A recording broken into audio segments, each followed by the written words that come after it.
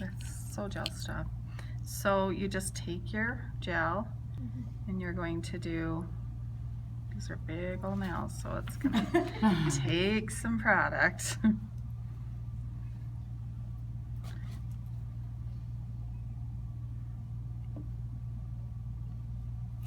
Why do they call it baby boomer? I am not quite sure.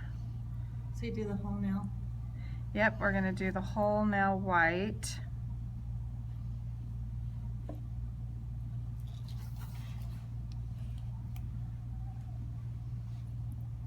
What age is the baby boomers? From 45 to 65. Me and my mom open and close it. So did they do pink and white blends back then? Don't know. Do you ever remember that style? Or is that just what they like to wear on their hands, so that's what they call it? That's what I'm not sure. Huh. If it's something that's coming back around or if it's that generation that likes the pink and whites. I think that's what it is. Is it the generation? Because that's kind of who I do. And when I put color on them, they're like, wait, what? Can we just do pink and white? Yes. French manicure. Because really that was, Yeah, I think that's probably what it was. which I'm 45 and I remember that time where it was just pink and whites. That's all people wanted. That's all they did. When I first started doing them 14 years ago, that's all everybody wanted. Pink and white, pink and white, pink and white. Yep. Tips only, Square. now it's the whole nail, square. Got a little piece of glitter or something in there. Okay, so you're just going to brush that on. Hopefully I got that kind of good enough. I'll let it kind of self-level here for a second.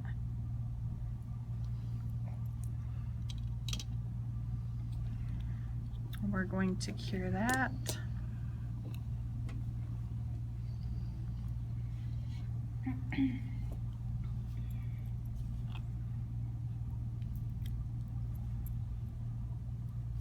There are many, many ways of doing the baby boomer. So you could mix this up with gel and you could do it that way and try to blend it back and forth with a brush and go back and forth like a sewing pattern from the pink to the white like this, back and forth, and then you could blend it this way also until you get it blended, which I find is, it works. It's a little more difficult, and you can do gel polish like that.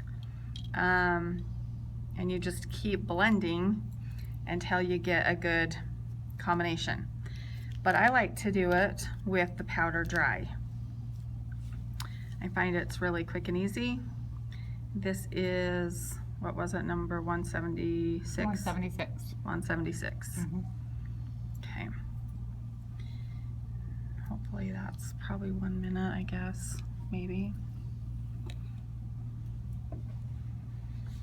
So your tip down here is going to be the white part. And so literally just take the powder and press it into the tacky.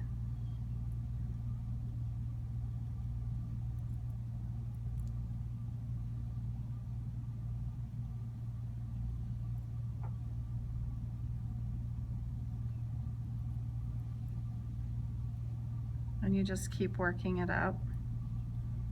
Of course, you want it to be darker down at where the cuticle is.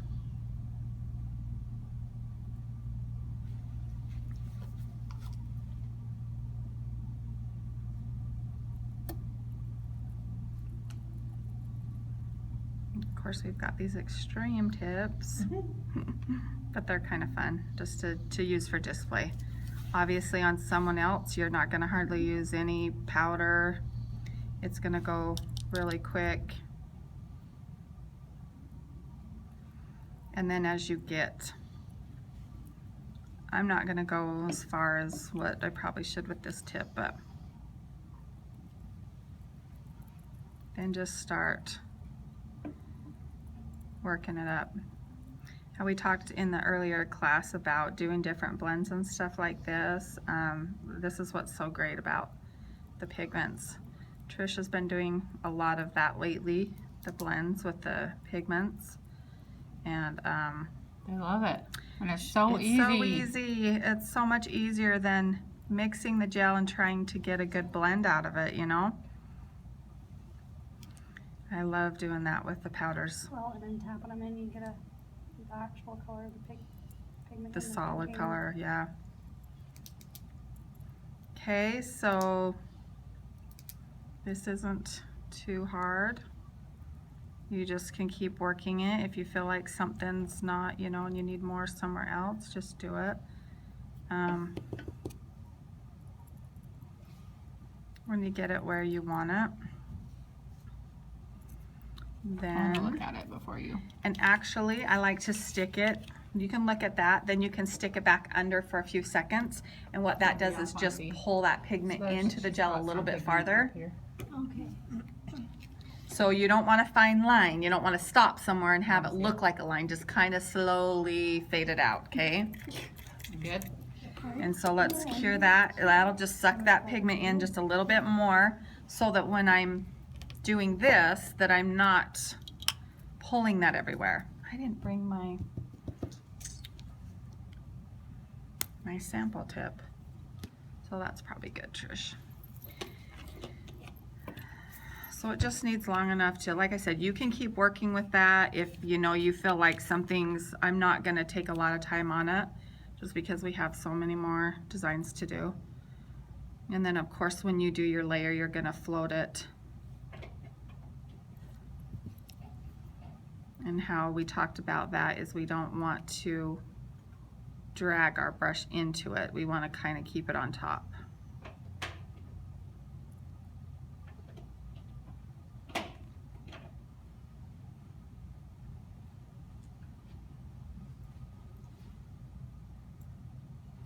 And this kind of top just makes it kind of blend a little bit more too. It just kind of makes it all work.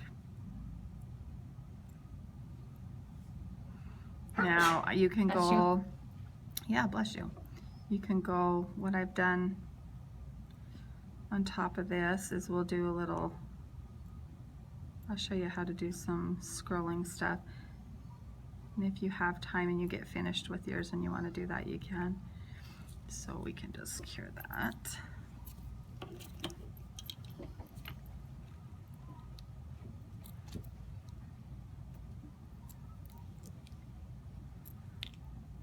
And so for like a 3D effect, if you brought your art brushes, then you can do this. If you ever buy brushes, say those kits over there, like I've talked about before in my classes. You want it to cure again? No, it's okay. Okay. These, I swear I can't ever keep my brushes nice because they start fanning out. But that's why you try not to clean them in acetone and alcohol and stuff.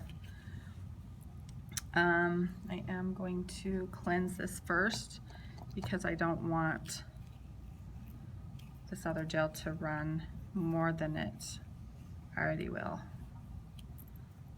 So let's get that dry.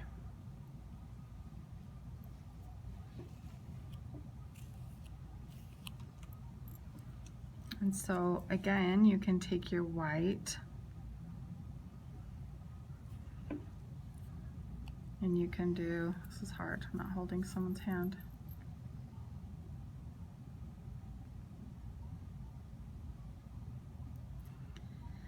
Little scrolls.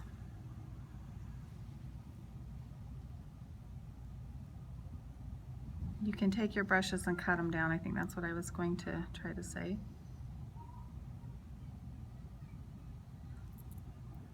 So if you don't have a fine detailer like this, don't be afraid to take your scissors and just bend the bristles over and make some, just cut them smaller. This does take a steady hand, and if your clients are moving all over the place,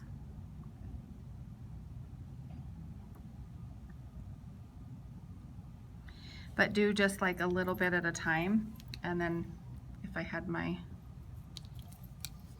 Oh, that'd be flashlight. genius. I always just switch back and forth. Yeah, so this is another good thing for your flashlight.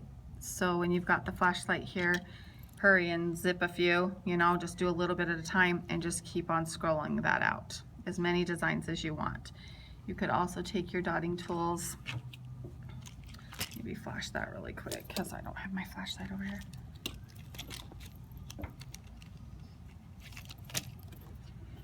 But have you guys all seen this, like designs where they do the 3D art? This is after you've filed, you've done your top coat because you don't want to pull anything like over this. You can dot with the gel, you just have to kind of pull up a little bit and let that little tail kind of do its thing. And then flash cure so it doesn't move. And then you do you just, when you're finished, then do a final cure of it again, but then you don't pull anything over the top of this. You leave it just sticking up like that, like 3D art. Okay.